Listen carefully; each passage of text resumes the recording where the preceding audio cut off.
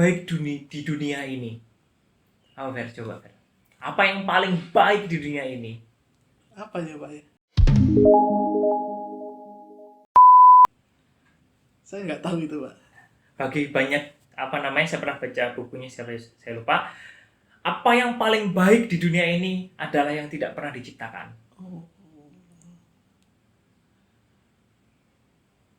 Apa yang paling menakutkan di dunia ini? Bagi banyak kalangan, dari buku yang saya baca, ketika kita tidak pernah dilahirkan. oke. Yang terbaik itu nggak pernah diciptakan. Kan? Kenapa? Seseorang itu punya kelebihan dan juga kekurangan. Pangkat, derajat, apapun itu pasti punya kelebihan dan juga kekurangan. Ketakutan kita adalah ketika kita tidak pernah diciptakan. Kita takut, kalau saya ini nggak bisa hidup sekarang, kapan saya hidup? Kadang makanya orang itu takut mati. Tapi sebagian besar orang menganggap bahwa lebih baik saya tidak pernah diciptakan daripada apa? Saya harus menanggung dosa segala macam, ya kan? Karena apa? Orang takut akan dihitung dia mulai hisab misalnya. Iya nggak? Ketika berbicara dia sudah melewati dunia segala macam, dia takut mati. Buat apa? Untuk itulah Tuhan ada di dalam setiap diri manusia. Kalau kita menganggap saudara-saudara kita di pedalaman, mereka itu mengenal Tuhan meskipun mereka tidak tahu agamanya apa. Mereka akan temukan air. Ya Tuhan, terima kasih Engkau ciptakan air. Mereka tahu loh. Ya Tuhan, terima kasih Engkau berikan buah di pohon ini. Meskipun orang menyebutnya itu adalah aliran animisme, dinamisme. Tapi mereka tahu, sadar bahwa ada kuasa Tuhan di dalam kehidupan mereka. Baru tahu? Iya, baru tahu ini. Nah, Berarti manusia bisa bertuhan tanpa agama gitu. banyak kan? Kalau kita ngambil konteks Indonesia saja banyak.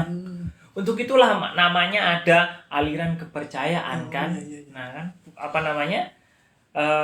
Penghayat kepercayaan, aliran kepercayaan itu kan aliran kepercayaan. Padahal mereka nggak tahu kan agamanya apa, tapi mereka percaya bahwa saya memiliki Tuhan. Meskipun saya tidak tahu wujud abstraksinya seperti apa, tapi mereka yakin. Nah, keyakinan itulah yang menjadi dasar bahwa saya ini bertuhan. Nah, kalau kita lihat ya bagaimana seorang Ferry sampai saat ini melihat ya agama hidup dalam lingkungan yang sudah kamu jalani. Kayak gimana itu kan? Kalau saya sendiri melihat ya damai-damai saja, Pak, ini. Kalau di Damai-damai saja. lingkungan saya khususnya. Oke. Tapi kalau di lain tempat mungkin ya termasuk ada yang bentrok antar agama kayak gitu mungkin. Nah, bagaimana kamu menyikapi bentrok antar agama itu kan? Kalau saya sendiri ya tentu mengecam ya, Pak. Kayak gitu itu ya tentu tidak bagus. Karena percecokan permusuhan antar agama itu kan tidak menciptakan perdamaian. Oke, berarti secara tidak langsung kan kamu berpikir bahwa agama ini adalah menciptakan suatu kedamaian. Itulah hakikatnya. Tapi kenyataannya bahwa seperti yang kamu bilang tadi, agama ini adalah sumber bencana. Nah, maka dari itu, kalau orang menyebutkan bahwa agama ini sebagai sumber konflik, ataukah konflik ini disebabkan oleh agama? Inilah yang menjadi perdebatan kita semuanya. Tapi yang saya ingatkan bahwa agama jangan sampai diperdebatkan untuk berbicara suatu hal yang namanya percayaan. Kamu percaya, ya, kamu yakin, tapi orang lain nggak yakin, nggak bisa kita paksakan. Sama seperti nanti Ferry ketika udah lulus S1, S2, S3 mau ngelamar cewek, kamu yakin sama dia, Fer? Yakin. Kamu yakin? Dia nggak yakin ya nggak bisa. Berarti harus harus yakin, sama-sama satu keyakinan. Harus senada seirama. Harus senada, meskipun berbeda Tuhan, dalam artian kita tidak tahu apa namanya jodoh kita, tapi kita sama-sama yakin bahwa kita menjalani kehidupan ini, kita ibadah segala macam meskipun alirannya berbeda, mazhabnya berbeda segala macam, tapi sama-sama yakin itu akan selaras kan. Hmm. Jadi kayak gitu. Oh ya, bagus. Baik. Oke, pertanyaan yang selanjutnya yaitu gini Pak, bagaimana sih kalau misalkan agama itu mendominasi masyarakat begitu? Artinya ada sikap fanatis di dalam masyarakat, kan kita tahu bahwa apalagi Indonesia ini berbagai macam aliran, kepercayaan, mazhab, terus kemudian organisasi. Nah, semua itu kan kadangkala menjadi dominasi gitu ya antar kelompok, jadi kayak bersaing gitu. Nah, kira-kira Oke. gimana Pak juga menyikapi hal semacam itu? Kalau agama sudah menjadi dominasi, berarti agama ini masuk ke ranah yang jauh lebih dalam daripada agama tersebut. Salah satunya adalah ranah politik. Nah, kita tahu agama masuk ke ranah politik wujudnya apa? Ada partai politik, Iya, partai politik. ada organisasi-organisasi yang berbasis politik, ada para tokoh agama yang masuk ke menjadi politisi. Nah, ini adalah wujud bagaimana dominasi agama berusaha dimasukkan ke dalam ruang-ruang kekuasaan. Ketika sebuah struktur yang awal mulanya itu netral, baik-baik saja, ketika ada dominasi satu agama, berarti tercipta dua hal. Ada mayoritas dan juga minoritas. Nah, mayoritas dan minoritas inilah yang menjadi awal, menjadi mulanya bagaimana fanatisme agama itu bisa muncul. Karena apa? Yang mayoritas mengklaim bahwa diri mereka yang paling baik, diri mereka yang paling berkuasa. Ada struktur minoritas yang dianggap bahwa kamu bagian kecil, sudah minoritas, kamu nggak dapat apa-apa, sudah kita yang mayoritas, ikuti aja. Alhasil demikian.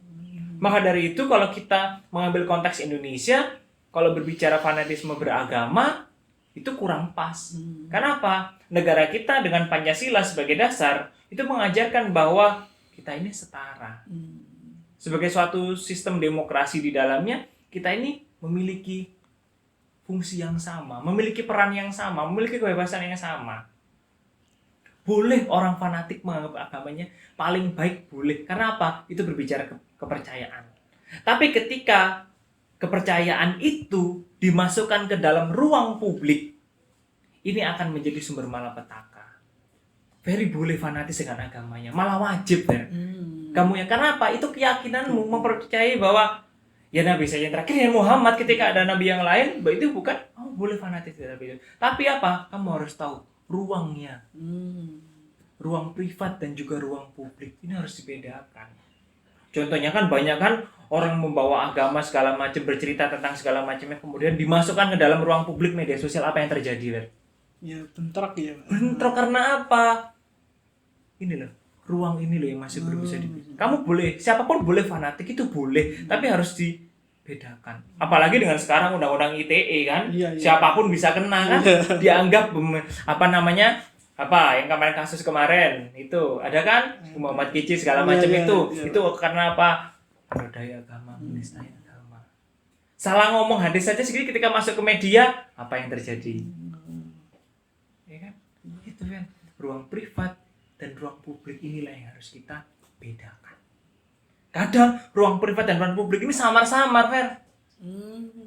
Media sosial, kamu ngeposting di mediamu sebenarnya sah-sah saja. Ini saya, tapi apa? Ketika dibaca orang lain, dilihat oleh orang lain, itu akan jadi sumber masalah. Mulanya semacam itu. Fanatisme, ya itu yang terjadi. Berarti harus tahu batasan-batasannya. Iya. Setiap orang harus tahu batasannya. Aturan. Rule-nya mereka harus tahu. Karena apa? Hidup ini adalah sebuah permainan. Kalau kita nggak paham aturan, kadang kita kalah. Kalau kita bisa mengakali aturan tersebut, kita menang. Bukan kita menang semakin semenang-menang, tapi kita menang berupaya untuk apa? Mengendalikan hawa nafsu kita supaya apa? Tidak egois, tidak menang sendiri. Musuh terbesar diri kamu siapa? Ya, diri sendiri, Pak. Kamu tahu bagaimana egoisme diri sendiri, egoisme pribadi, bagaimana keinginan-keinginan pribadi yang kita kadang lupa bahwa apa yang kita berikan dengan apa yang kita minta kepada Tuhan itu tidak sebanding loh. Contoh saat ini, ya Allah, saya ingin makan, oh dikasih makan. Ya Allah, saya ingin jajan, dikasih jajan. Ya Allah, saya ingin ini. Padahal apa? Manusia punya kemampuan untuk menyerap makanan. Tapi terus kita minta. Berarti kan kita sudah berlebihan. Kadang kita lupa. Ketika kita melek, berarti kita membuka mata, kita ingat, alhamdulillah masih dikasih. Alhamdulillah segala macam. Itu adalah wujud spiritualitas yang kadang kita tidak sadari. Harusnya demikian. Nah, satu lagi Fer, kalau berhubungan dengan agama, masyarakat budaya, agama ini adalah ranah transendental. Hubungannya adalah horizontal. Kita sebagai manusia kepada Tuhan, kepada Allah. Tapi hubungan kita pada sesama manusia adalah vertikal. Hablum minallah dan juga hablum minannas. Yang harus kita ketahui adalah spiritualitas kita itu menjadi gambaran bagaimana religiusitas kita. Ferry pakai baju muslim, pakai ulo dianggap religius. Karena apa? Ada simbol agama di dalamnya. Tapi belum tentu apakah dia spiritualitasnya tinggi, apakah dia Ferry ngikutin. Justru ketika orang pakai baju biasa segala macam, tiba-tiba dia, tadi saya loh ketemu Ferry di sini, kok tiba-tiba hilang. Wah, dianggap Ferry wali, berarti spiritualitasnya tinggi. Nah, hal-hal semacam itulah. Indonesia itu nggak lepas daripada itu. Dan tokoh-tokoh agama, ya kan, apalagi di Jogja ini kita tahu kan banyak kan para kiai segala macamnya. Sekarang Ferry tak tanya, kalau Ferry datang ke makam, ya tujuannya apa? Mendoakan si mayit itu, Pak. Nah, mendoakan si mayit, ibaratnya almarhumahnya di sana, si mbah-mbahnya di sana, doa toh kan. Tapi ketika ada salah sebut, berarti kita salah melihat makam itu. Contohnya orang datang ke makam, dia bukan mendoakan, tapi dia minta, Mbah kula nyuwun diparingi nomor, Mbah kula nyuwun diparingi jodoh, nah gitu. Mbah kula nyuwun ini segala macem. Sudah salah, kaprah lagi. Tapi itu terjadi. Karena bagi mereka bahwa orang-orang yang sudah meninggal dengan memiliki spiritualitas yang tinggi, entah itu sunan lah, wali segala macam, banyak yang melakukan itu. Itu karena apa? Sudah menjadi budaya. Padahal kita datang ke makam kan harusnya mendoakan. Alul bait yang ada di sana kita doakan, ya Allah ampunilah dosa simbah ini, jembarkanlah kuburnya, lapangkanlah. Kita doakan, ya sudah, kita nggak sampai. Dan kita merefleksi bahwa suatu saat kita pasti mati. Dan bekal apa yang kita bawa pada saat mati? Nah, itu loh. Doa-doa orang yang akan mendoakan kita. Salah satunya kayak gitu. Kalau ambil konteks Indonesia kayak gitu. Makanya. Apalagi sambil minum, Fer. Oh, ini. iya. Minum. Ada manis-manisnya gitu lah. Iya.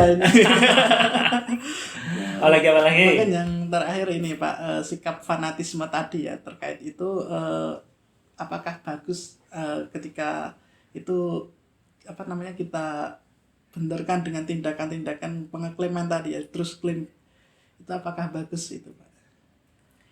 Kalau fanatisme ya kita benturkan dengan klaim kita semata, tanpa kita tahu pembuktiannya, itu akan berakibat yang namanya memunculkan perseteruan.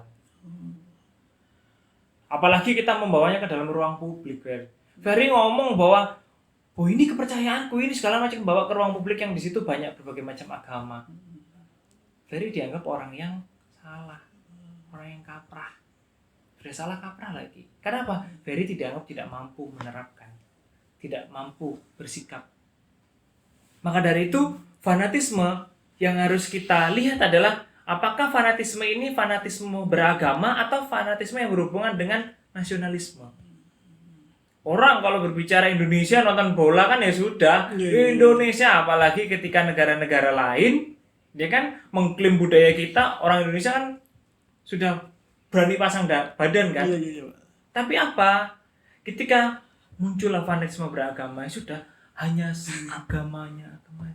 Muncul satu segala macam. Saling menjelekkan ulama ini, menjelekkan tokoh. Padahal apa? Background agamanya kan sama kan. Ya. Boleh fanatis, boleh. Boleh kita fanatis sama guru kita, sama agama kita. Boleh. Yang harus kita bedakan adalah, yang harus kita tahu adalah apakah yang kita fanatis, apakah hal-hal yang kita fanatis itu akan memberikan dampak baik. Kita fanatis dengan Nabi Muhammad nggak apa-apa, itu sebagai suatu kewajiban kita sebagai umat muslim. Tapi yang harus kita lihat adalah apakah kita membawa fanatisme kita ke dalam ruang publik, di mana ruang publik ini tidak semuanya sekeyakinan dengan kita. Hal-hal kayak gitu. Makanya kalau sekarang berbicara tentang agama itu ya wis, kadang itu tadi, kadang kita takut ngomong salah dalil, dianggap waduh ini hadisnya belum sahih misalnya. Ini hadisnya masih dhaif, masih belum tentu ini kebenarannya, masih belum bisa dilihat bagaimana sanadnya, bagaimana perawinya, apakah perawinya ini sudah cukup sebagai seorang perawi misalnya. Hal kayak gitu. Maka dari itu yang harus kita, bahkan generasi muda saat ini lihat adalah jangan sampai kita salah dalam menyikapi berbagai macam hal yang kita lihat, meskipun toh kita melihat itu adalah sebagai suatu kebenaran. Karena yang benar belum tentu itu menjadi suatu kebenaran yang mutlak dipahami oleh semua orang. Karena kadang kebenaran itu hanya kita yakini, tapi orang lain tidak. Sama yang namanya salah ya pasti salah, juga pasti salah. Tapi ketika kita berbicara, jangan menyebutkan bahwa kamu salah, kamu ini, kamu kafir. Jangan, itu kurang tepat. Caranya seperti apa? Harus kita benahi. Dan kita sebagai manusia, kita harus sadar bahwa kita tidak lepas dari yang namanya hal-hal yang dianggap buruk. Karena memang manusia itu ya ladangnya kekurangan. Kalau masih punya kekurangan, ya itulah manusia. Baik, terima kasih. Saya kira cukup perbincangan kita. Saya belum tanya kamu, Fer. Gimana? Saya kira udah cukup ini, Pak. Perbincangan kita pada pagi hari ini. Terima kasih kepada Pak Zuga sudah memberikan ilmunya kepada kita semua, dan mudah-mudahan kita bisa mengambil nilai-nilainya, sehingga kita bisa kita bisa mengimplementasikan di dalam kehidupan kita nantinya.